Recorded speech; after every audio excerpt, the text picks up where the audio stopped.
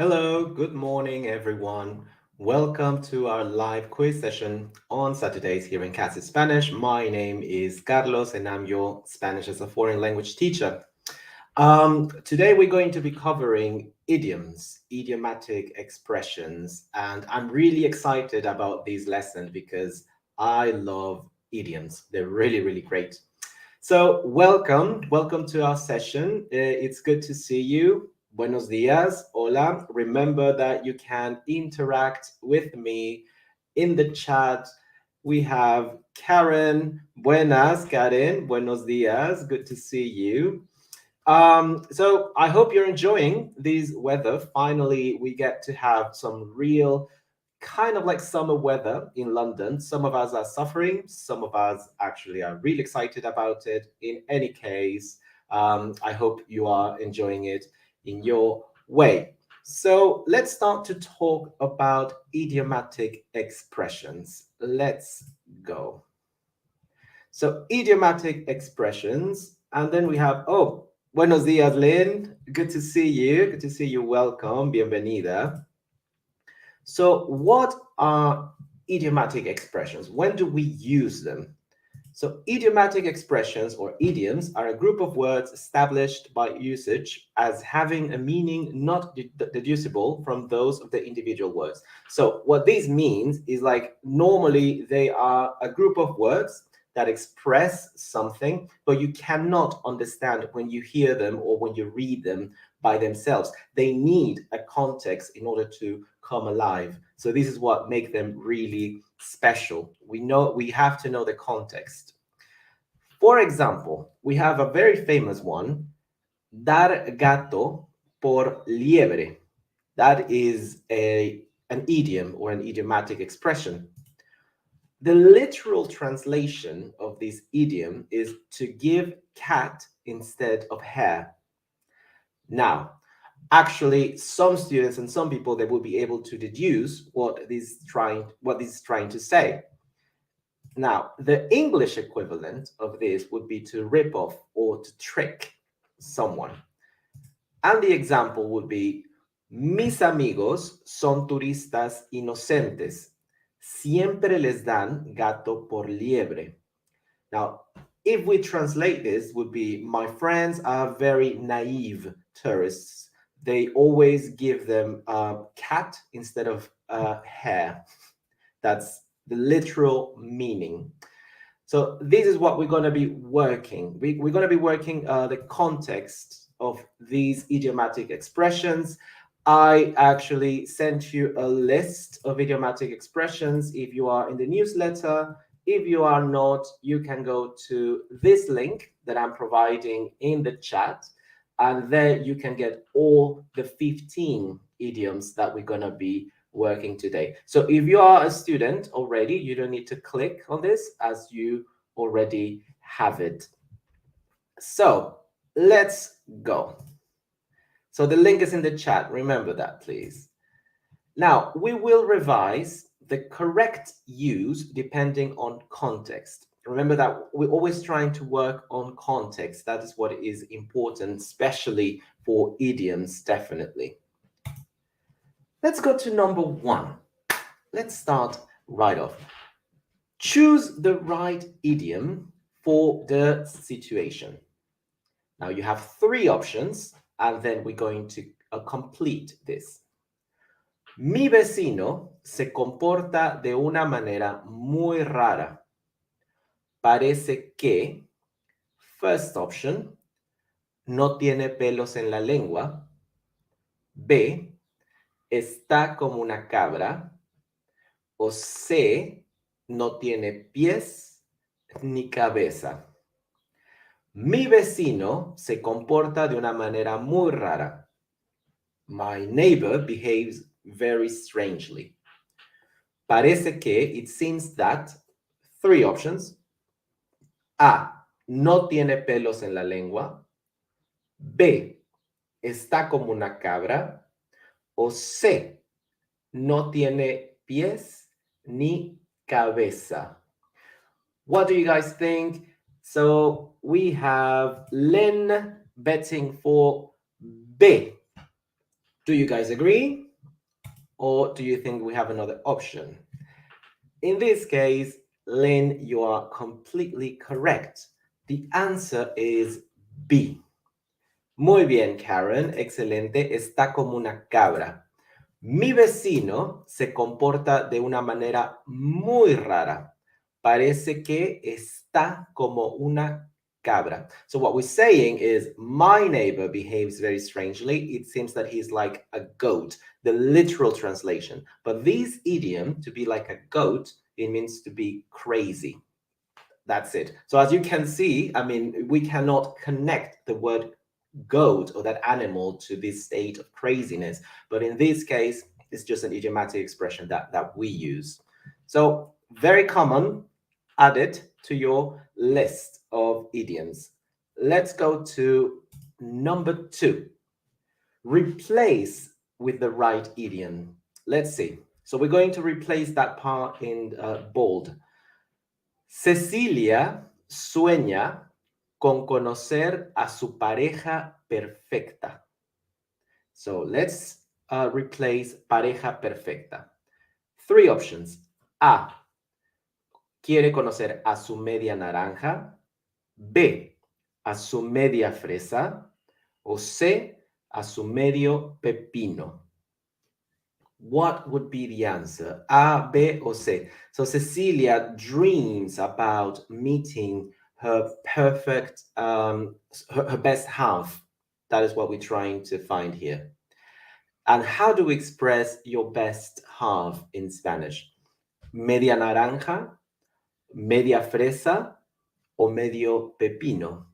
What do you guys think? Lynn is betting for A, media naranja, and that is correct. Excellent, Lynn. Cecilia sueña con conocer a su media naranja, her better half, or her best half. That's how we say that in Spanish, media naranja. And literally, of course, is her half orange. Muy bien. 3. Choose the right idiom for the situation. Again, context. Yo no sé por qué tienes tanta. Siempre arruinas los cumpleaños. Yo no sé por qué tienes tanta. Siempre arruinas los cumpleaños. 3 options. A. Leche mala. B. Mala leche. Or C. Leche pasada. So we're looking for, I don't know why you have so much. You're always ruining every birthday. So what do we have? Leche mala, mala leche, or leche pasada. And Karen is giving us the answer. These would be mala leche. That is it. Correct. Rosa Maria, hola Rosa, good morning. In this case is mala leche. Yo no sé por qué tienes tanta mala leche. Siempre arruinas los cumpleaños. And the idiom mala leche in Spanish means to be very angry all the time. And it literally means, rotten milk. That's it. Like old milk. It's a funny little expression, which is very common. Actually, you will listen to it quite a lot in Spain, actually. This is a Spanish expression from Spain. Good. Moving on. Let's go to number 4. Replace with the right idiom. Desde la primaria, mi mejor amigo y yo somos inseparables. So how do we express this word inseparable in another way? We have 3 options. Somos como uña y carne. Somos como uña y dedo. Somos como uña y anillo. What do we have? And Rosa Maria is telling us A. Do you guys agree with Rosa? A or B or C? Lynn is telling us A, and that is the answer, guys. Very good. Desde la primaria, mi mejor amigo y yo somos como uña y carne. So we're trying to say, since primary school, my best friend and I, we are literally like finger and flesh, meaning that we are inseparable. That's about it. Like two peas in a pod, that would be the one in English, but this is the way we say it. Excellent. And I have to say, guys, I mean, try to adopt them and really try to use them, in a situation. I mean, Spanish speakers, we are always so surprised when students or when someone who's not a native uses these expressions. It's so surprisingly good, actually, when we hear them. So yeah, adopt them and use them. It's always good. Number 5, choose the right idiom for the situation. Mi primo Ramón es muy bromista. Siempre está A, tomándonos la nariz. B, tomándonos el pie. C, tomándonos el pelo. So, mi primo Ramón es muy bromista. My cousin Ramón, he's a joker. He jokes all the time. He is always, and 3 options. Tomándonos la nariz, pulling our nose. B, tomándonos el pelo, pulling our foot. Or C, tomándonos el pie, sorry, pulling our foot. Or tomándonos el pelo, pulling our hair. And Rosa is saying like B, not sure. Karen is betting for C, hair, and Lynn is betting for C, el pelo, and that is the answer, guys. Ding, ding, ding. We say pulling our hair in Spanish in order to express he's pulling my foot, basically, like he's just joking. So this is a very good one. Very good, guys, that you got it correctly. Let's move on to number 6. Replace with the right idiom. Parece que el presidente siempre ignora las opiniones del pueblo. It seems that the president is always ignoring the opinions of the people. 3 options. So we're looking to replace that ignores. A, le importa un pepino. B, busca 3 pies al gato. O C, le es pan comido. What is the correct answer?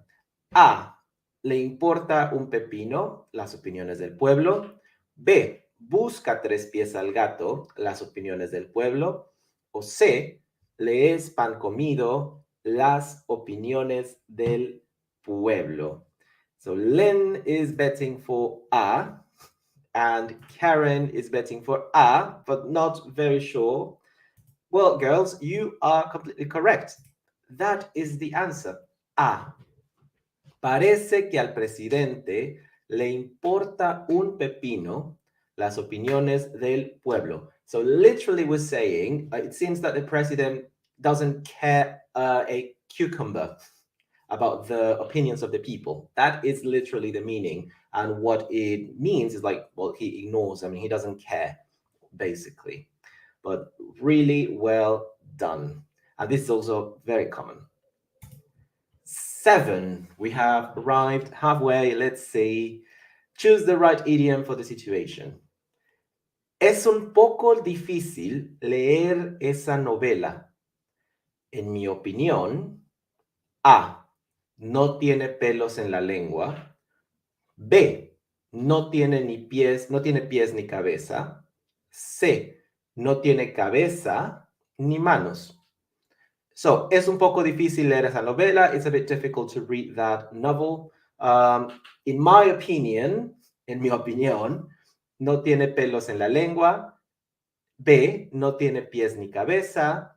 C, no tiene cabeza ni manos. Rosa Maria is betting for B, and Lynn is betting for B. Muy bien, and that is the correct answer. Es un poco difícil leer esa novela. En mi opinión, no tiene pies ni cabeza. So we're talking about the novel, right? The book. In my opinion, it doesn't have feet nor head. That's the literal meaning of what we're saying. And what it means is like, it doesn't make any sense. It's all mixed up. I mean, in my opinion, it doesn't work. I don't understand it. It confuses me.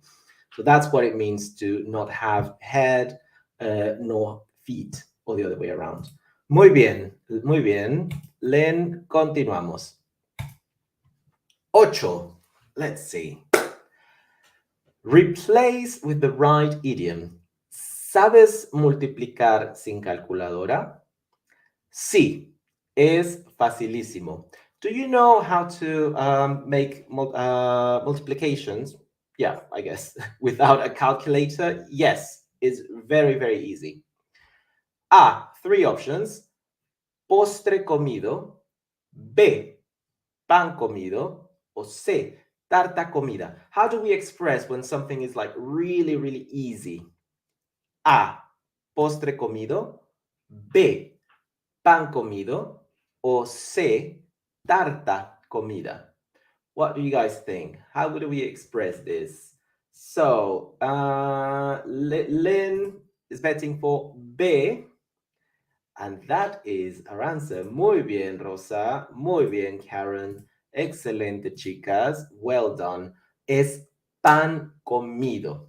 Multiplicar sin calculadora. To express that something is like extremely easy, depending on your skills. Lisa, good morning, Lisa. Well done. That is the correct answer. Thank you. Good to see you. Let's move on.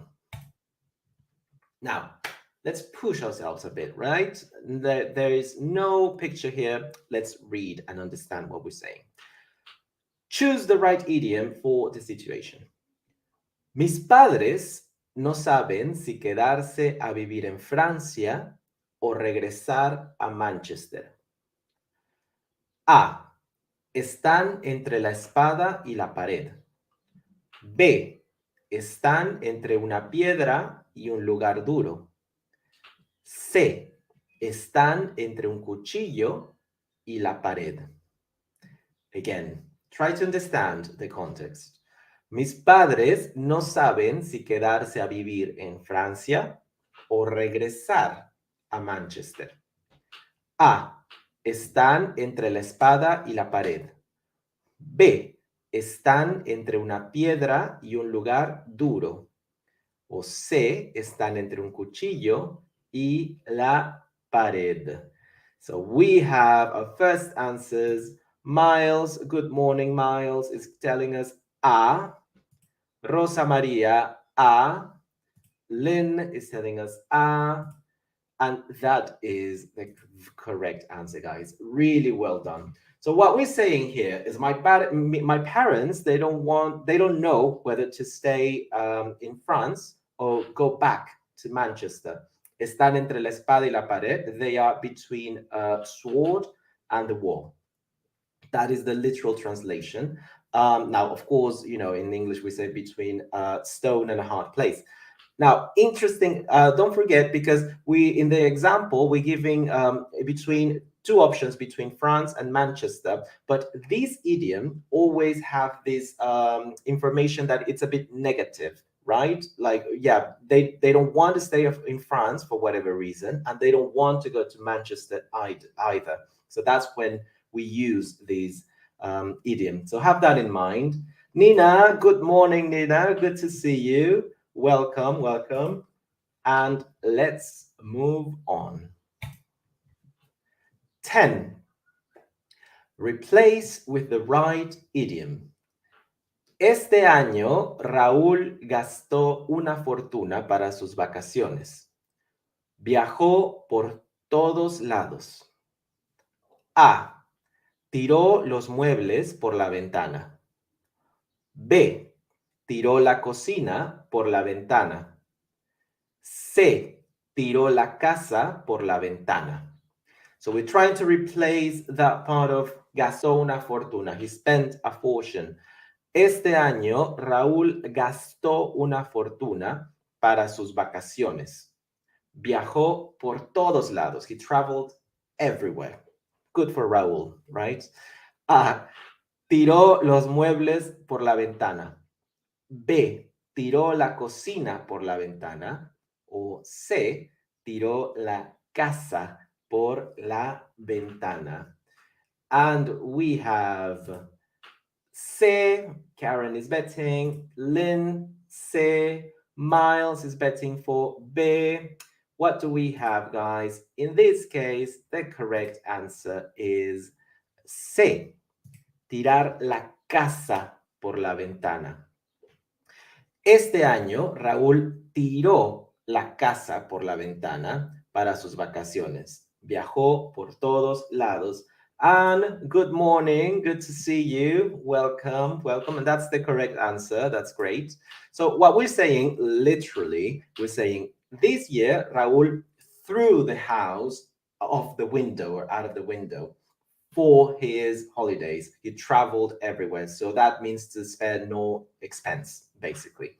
I love this idiom because it's very physical, very dramatic to express that actually you spent a lot of money. So there you go. Tirar la casa por la ventana, to throw the house out the window, meaning to spare no expense. Excellent. Moving on. 11. Choose the right idiom for the situation. Ima, being a Peruvian name, Ima desciende de un rey inca. A. Tiene sangre real. B. Tiene sangre azul. C. Tiene sangre dorada. What do you guys think? Ima desciende de un rey inca. A. Tiene sangre real. B. Tiene sangre azul. O C. Tiene sangre dorada. So we have our first answers. Nina is betting for A. Liza is betting for B. Lynn, B. Karen, A. Miles, B. So we have basically team A and team B. Actually, both are okay, because you can say like sangre real, like royal blood. You know, it's correct grammatically. However, that is not an idiom. The idiom would be B. Tiene sangre azul. Ima desciende de un rey inca. Tiene sangre azul. So in Spanish, when we say that someone has a blue blood, literally, it means like they descend from royalty or nobility. I was reading because I was trying to find the history of this idiom, and basically it means like when you are very white because you do not work under the sun, well, you can see your veins, and when you see your veins, they look blue. So that's the origin of this idiom. So yeah, tener sangre azul, to have blue blood, to descend from nobility or royalty. So that is our answer. Excellent. Well done. Let's move on to 12. 12. Replace with the right idiom. En el pub, esperar que Martín dé su ronda de cervezas es una pérdida de tiempo. So we're trying to replace that pérdida de tiempo, waste of time. A. Como pedirle peras al olmo. B. Como pedirle manzanas al olmo. O C. Como pedirle plátanos al olmo. So what we're trying to say, in the pub, waiting for Martin to give her his round of beers is a waste of time, meaning that he will never pay for a round of beers. Now, we have a way to say this in Spanish, to say something that is impossible. 3 options here.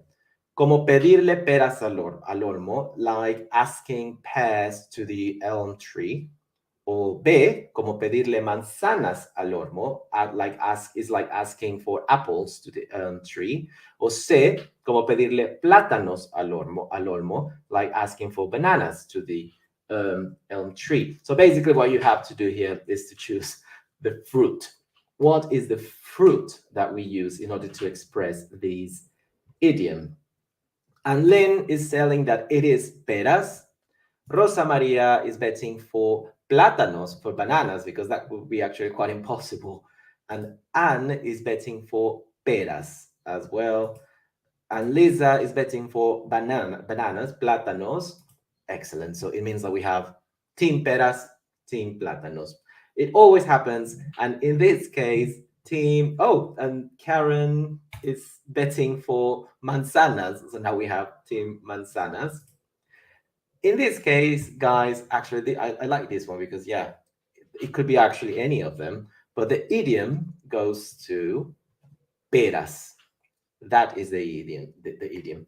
En el pub, esperar que Martín dé su ronda de cervezas es como pedirle peras al olmo. It's like asking pears to the tree. Also very common, and I really like it, this one as well. It's very, the image of this tree with pears. Good. Excellent, guys. Let's move on to number 13. Choose the right idiom for the situation. El pantalón que compré ayer es de una marca falsa. Me estafaron. El pantalón que compré ayer es de una marca falsa. Me estafaron. A. Me dieron perro por liebre. B. Me dieron conejo por liebre. O C. Me dieron gato por liebre. Oh, now we have a question from Karen. Oh, Karen, you mean like, yes. Pedirle peras al olmo means that something is impossible. That's it. Like, you know that Martin will never give his round of beers. So it's pedirle peras al olmo. It means like something is impossible. That's the meaning, not wasting time. Muy bien. So what do we have for this? To rip off, to trick someone. Let's see. Me estafaron. We have Lynn, C, me dieron gato por liebre. Karen, C, gato por liebre. Miles is betting for perro por liebre. So this is like the first example we saw at the very beginning, remember, like of the session. And it's it actually is the example that I use for the post of the live session. In this case, we use gato por liebre. Literally, they gave me cat instead of hare when they rip off someone or when they trick someone. El pantalón que compré ayer es una marca falsa. It's a fake brand. And they gave me cat instead of hare. Me dieron gato por liebre. So there you have it. Let's go to number 14. We're about to finish, guys. Replace with the right idiom. Me gusta leer los artículos de ese reportero porque siempre es muy sincero. A. No tiene pelos en la lengua. B. No tiene problemas en la lengua. C. No tiene peros en la lengua. So when someone is very honest and very outspoken, the English equivalent would be like not to mince your words. No tiene pelos en la lengua, to not have any hairs on your tongue. No tiene problemas en la lengua, to not have any problems on your tongue. Or no tiene peros en la lengua, to not have any buts on your tongue. What do you guys think about this one? So Karen is betting for A, but not so sure. Lisa, A. Rosa, A. Lynn, A. Do you guys all agree? Nina is betting for C, to don't have any buts on your tongue. Okay, that's actually good, but the answer is A in this case.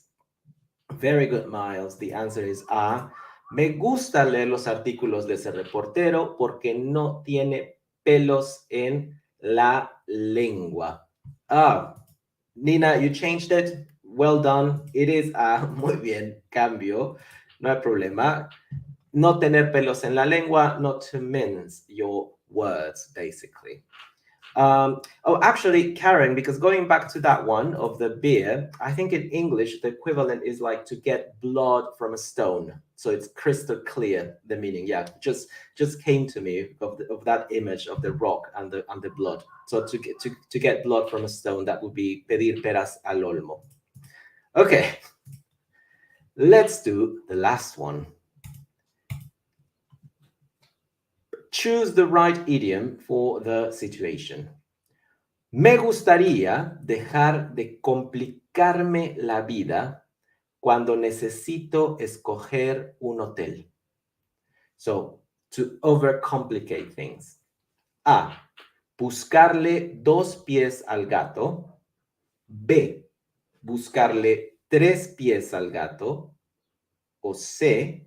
Buscarle 5 pies al gato. So how do we express when we overthink, when we overcomplicate something? To look for the 2 feet cat, to look for the 3 feet cat, or to look for the 5 feet cat. That's the literal translation. You know, like sometimes this doesn't make any sense, but that's the way we say it. What would you choose in this case? So Karen is betting for B. Lynn is betting for B, and Lisa is betting for C. She's going for the 5. Miles is going for 5. What do you guys think? In this case, the answer is B. Me gustaría dejar de buscarle 3 pies al gato cuando necesito escoger un hotel.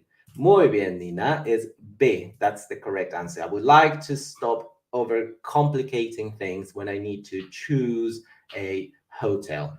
That is our answer. Muy bien, chicos. And guess what? We are done. That was excellent practice. Don't forget that if you would like to revise again all the idioms that we had, if you are a student, you have it on the platform, you have it on the website. If you are not, I will give you the link right now on the chat. You can check it. This will lead you, to a landing page where you can get the PDF, and also you subscribe, to some a newsletter that I'm organizing. So that was really well done, guys. I hope that you're gonna be using these idiomatic expressions. As I was saying before, we are always so nicely surprised when students or non-native speakers are able to use these idiomatic expressions, because as you can see, actually, it requires kind of like a mastery of the language, because you have to know the context on when to use them. And Lisa is saying, muy bien, gracias. You are welcome, Lisa. Thank you for coming. Rosa, thank you so much. These were great and really funny. No problem, Rosa. Thank you. Thank you for coming. Karen, un ejercicio muy útil. Thank you for coming, Karen. Yeah, I mean, this is really, really useful, I think. Nina, muchas gracias, Carlos. And Rat from Greece. Hola, ¿qué tal? Desde Grecia. Nina, very useful. Thank you so much. And remember, guys, I mean, because I'm going to be doing this every fortnight, but every 2 weeks, because next week I'm going to upload an analysis of celebrity when they speak Spanish, because I mean, people, they also like those. But if you have any suggestions when it comes to the live sessions, something that you would like to practice, I mean, you're more than welcome to let me know. Miles, very interesting. Thank you. And also, if you go to the website, you can also send me a message, because now I'm open to one-on-ones. If you're interested as well, on learning some Spanish privately, or if you have any questions, of course, you can always let me know. Karen, disfruto mucho los análisis.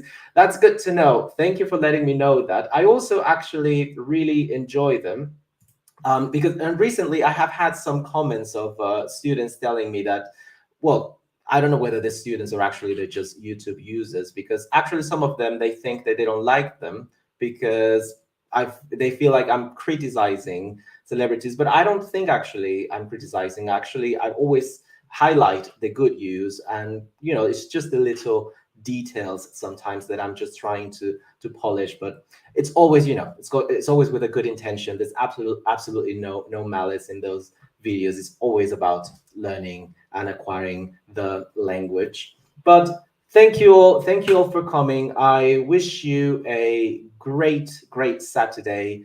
Take advantage of the sun if you are in the UK. Stay hydrated, put some sunscreen, a hat maybe, and enjoy your weekend. See you next time, and thank you for coming. Hasta luego, chicos. Bye bye. Happy learning.